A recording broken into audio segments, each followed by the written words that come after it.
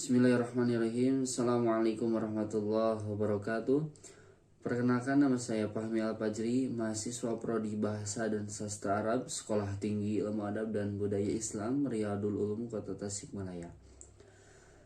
Pada kesempatan kali ini saya akan menjawab pertanyaan dari saudara Muhammad Alif Ridwan. Ada banyak pertanyaan ya. Yang pertama, pentingnya bahasa Arab untuk berdakwah. Perlu kita ketahui bahwasanya bahasa Arab itu menjadi bahasa kelima di dunia. Maka dari itu, cakupan bahasa Arab dalam penyebaran agama Islam sangatlah penting dan sangatlah berperan sangat baik. Seperti contoh seperti ini. Ketika kita ingin berdakwah di luar Indonesia, kita harus bisa menggunakan bahasa Arab ketika kita mendapatkan kesempatan untuk berdakwah di luar negeri, khususnya daerah Timur Tengah yang mayoritasnya bahasa Arab. Maka dari itu sangatlah penting bahasa Arab digunakan untuk berdakwah. Karena cakupannya tadi saya bilang bahwasanya bahasa Arab itu sudah menjadi bahasa kelima di dunia. Maka dari itu setiap negara juga pasti sudah mengenal dan mempelajari apa itu bahasa Arab. Maka dari itu penyebaran tentang dakwah mengajarkan agama Islam itu harus bisa menggunakan bahasa Arab, sangatlah penting. Itu menurut saya. Dengan beberapa referensi yang telah saya baca. Pertanyaan selanjutnya, apakah seorang dai harus menguasai bahasa Arab? Kenapa? Harus. Karena ketika seorang dai paham betapa pentingnya mempelajari bahasa Arab tadi yang telah saya paparkan di awal, seorang dai bakalan mau terjun untuk bisa memahami bahasa Arab lebih dalam. Seperti contoh, kita akan membawakan sebuah hadis, tapi kita belum pernah membaca kitab kuningnya. Lah, maka dari itu kita akan bisa memaknai hadis tersebut dengan kosakata bahasa Arab yang sudah kita ketahui. Seperti kola. Apa sih kola itu? Artinya itu apa? Kola yakulu. Kul. Kenapa bisa jadi kul? Kan itu dipelajari. Ada ilmunya, ilmu sora perubahan kata. Seperti itu. Bahwa cakupan bahasa Arab dalam diri seorang dai itu sangatlah penting untuk memahami apa sih yang akan dia sampaikan, itu khususnya mengenai bahasa Arab. Karena kita nanti, ini ada pertanyaan selanjutnya, nyambung.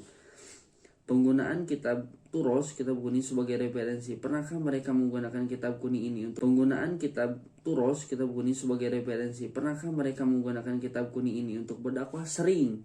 Dikatakan sering. Ulama salaf terdahulu itu sering menggunakan bahasa Arab.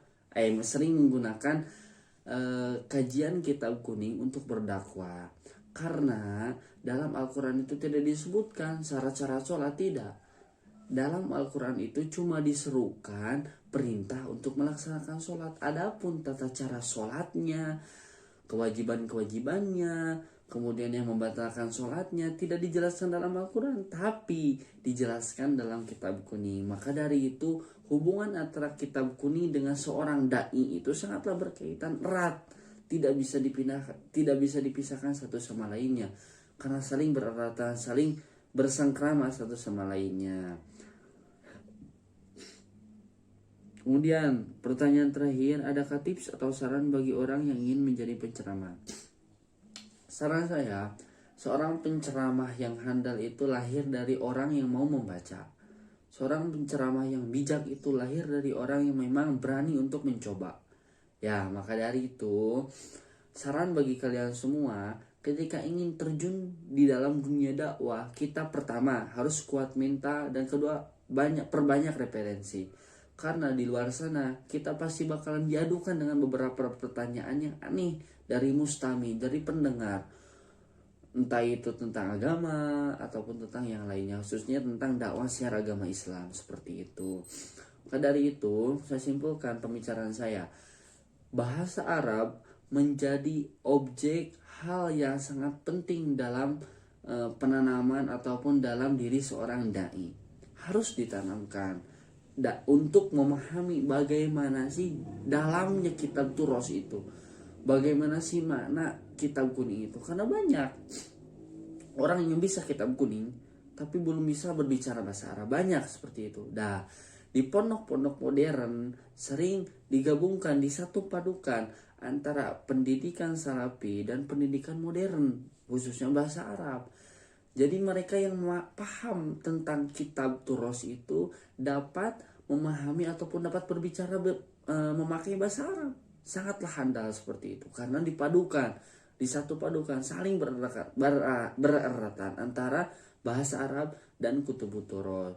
Jadi dua hal tersebut menjadi elemen penting dalam berdakwah untuk menyebarkan agama Islam. Seperti itu saran dari saya dan jawaban-jawaban dari saya. Saran dari saya dan jawaban-jawaban dari saya. Tetap semangat untuk melaksanakan ataupun meningkatkan kriteria kita dalam khususnya menyebarkan agama Islam, seperti itu. Ya, syukran. Assalamualaikum warahmatullahi wabarakatuh.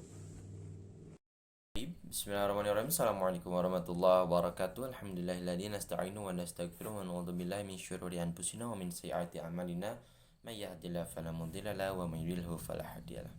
Thayyib.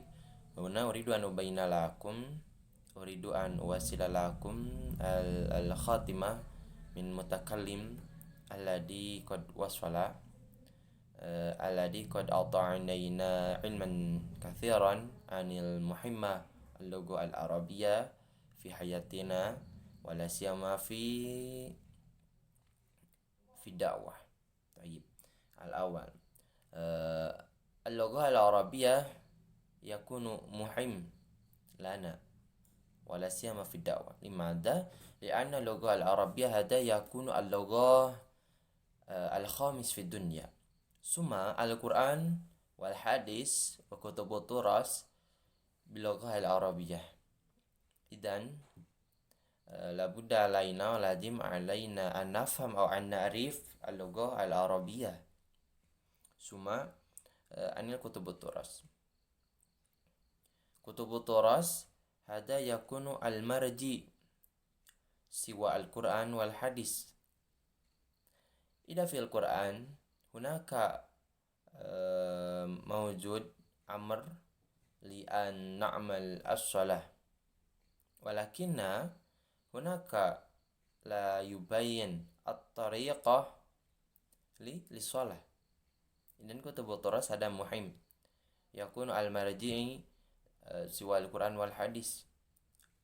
غير ذلك العلماء السلف طيب ثم الأخير الرسالة للشبان الذي يريد أن يكون أو أن يتعلم الداعي. الأول لابد علينا أن أكثر أن نتعلم. لماذا؟ لأن لابد لنا أن نعرف الأحكام، لابد لنا أن معرفتنا الواسع. إذن إذا هناك من يسأل نحن نعرف ما نعرف أريد أن نجاوب ماذا. ثم الثاني لابد أن علينا أن أكثر في القراءة الكتب، أكثر كتب التراث، كتب عن الدرس العام، لابد لنا أن نعرف قراءة. ثم الثالث يعني لابد أيضا علينا أن ننظر أن نعرف بيات المجتمع. إذا نحن نعرف إلى من نحن نوصل الدعوة. إلى ولد صغير لابد كيفا، إلى الذي umun أو abun labud kaifa. Nahnu labud na'rif ila man nahnu nuwasil ar-risalah, ila man nahnu nuballighu ad-da'wah. Kadzalik. Rubbama kafaitu minni akhirul kalam. Wassalamualaikum warahmatullahi wabarakatuh.